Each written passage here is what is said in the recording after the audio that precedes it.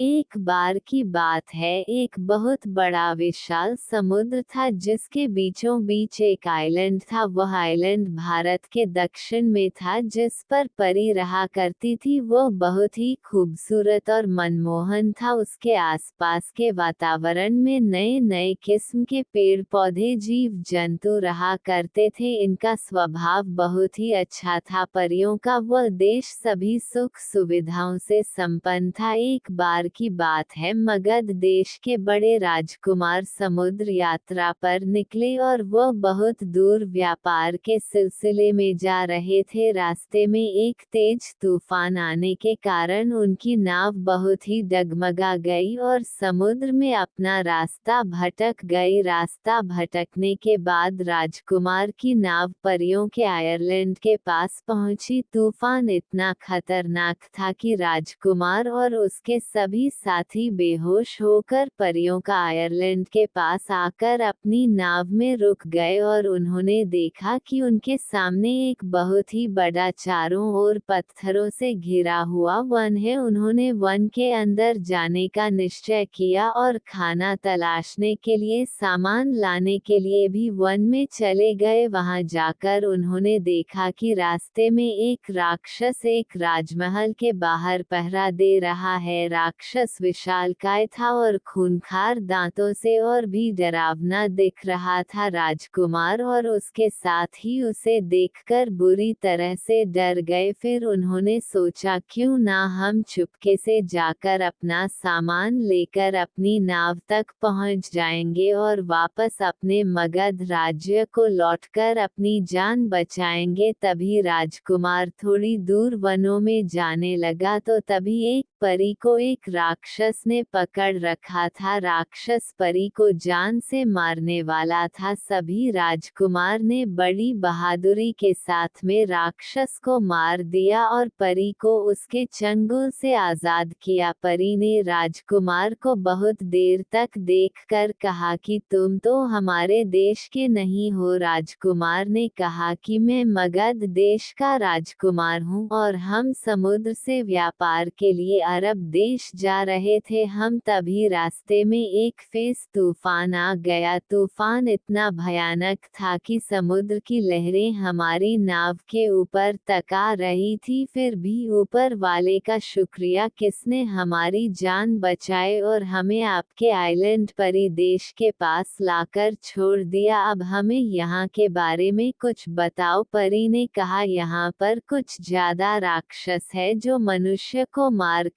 खा जाते हैं। हम परी जो उड़ कर के ऊपर ऊंचे स्थानों में रहती हैं, लेकिन राक्षसी नीचे आसपास वनों में रहते हैं और जंगली जानवरों को मारकर खा जाते हैं। रानी परी की तबीयत बहुत खराब चल रही है। उसके लिए मिस वन में एक बहुत ही ज्यादा कीमती फल लेने आई थी जो इसी आइलैंड पर मिलता है और वनों में कहीं कहीं पर मिलता, जिसे खाकर हमारी रानी परी स्वस्थ हो जाएंगे। राजकुमार ने कहा, पर ही अपना नाम बताओ, आपका क्या नाम है? परी ने कहा, मेरा नाम रेशमा है और मैं रानी परी के परिवार से ही हूँ। वो मेरी मौसी है। रानी परी बहुत ही अच्छी है और वो सभी का ध्यान रखते हैं। वही हमारे देश में राक्षसों को परी राजमहल तक नहीं जाने दिया जाता, क्योंकि रास्ते में खड़ा द्वारपाल रानी परी का गुलाम है और वह अन्य राक्षसों को मार डालता है और रानी परी उसे रखवाली के बदले सोमरस हर महीने देती है, जिससे राक्षस हमेशा जवान रहता है। इसीलिए ये राक्षस मुझे बंदी बनाने के बाद रानी परी से सोमरस मांगते। सोमरस बहुत ही कीमती जल है जो बहुत ही चमत्कारी और मीठा है, जिसे पीने के बाद हमारे देश की सभी परियों हजार हजार वर्षों तक जवान रहती है। तभी रेशमा परी राजकुमार और उसके साथियों का धन्यवाद देते हुए अपने उपकार का बदला उतारने के लिए उन्हें अपने साथ लेकर अपने राज्य के राजमहल में पहुंचती है और बताती है रानी परी से कि कैसे उसने राजकुमार से मिली और राजकुमार और उसके ने उसके प्राणों की रक्षा की। रानी परी ने राजकुमार को बहुत धन्यवाद किया और कहा कि मांगो, क्या मांगना है तुम्हें। राजकुमार ने रानी परी के सामने सर झुकाते हुए कहा, मुझे कुछ नहीं चाहिए, ये तो मेरा फर्ज था। तभी रानी परी ने कहा कि राजकुमार, क्या आपको ये परी पसंद है? तभी राजकुमारी ने परी रेशमा को अपने पास बुलाया और कहा कि राजकुमार को उसे उसके देश तक पहुंचा दो। परी रेशमा ने रानी परी को कहा कि है राजकुमार से शादी करना चाहती है। रानी परी ने राजकुमार और रेशमा परी की शादी करने के बाद उन्हें शेख कुशल उनके राज्य तक पहुंचा दिया। मगध देश के राजा ने परी रानी का बहुत धन्यवाद किया और कहा कि परी देश से मिले उपहार का बहुत सम्मान करते हैं और भविष्य में परी देश के किसी भी काम आ सके उसे हम अपना सौभाग्य मानेंगे। तब राजकुमार और रेशमा परी मगध राज्य मंगलमय